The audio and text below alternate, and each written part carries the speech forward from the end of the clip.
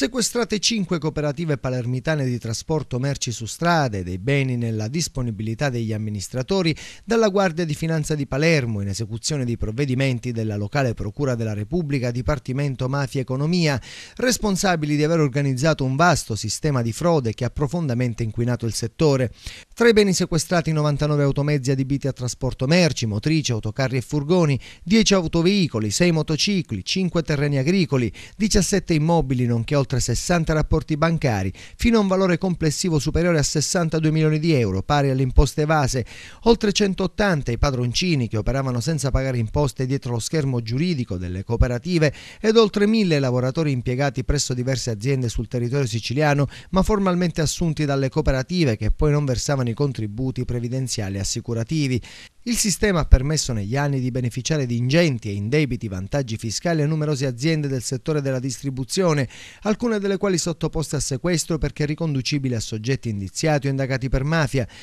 Queste cooperative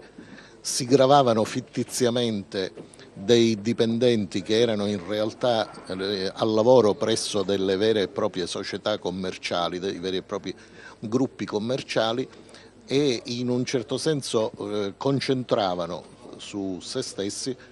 tutti i debiti tributari e tutti i debiti contributivi relativi allo svolgimento di questa attività di lavoro. Il sistema funzionava svuotando di contenuto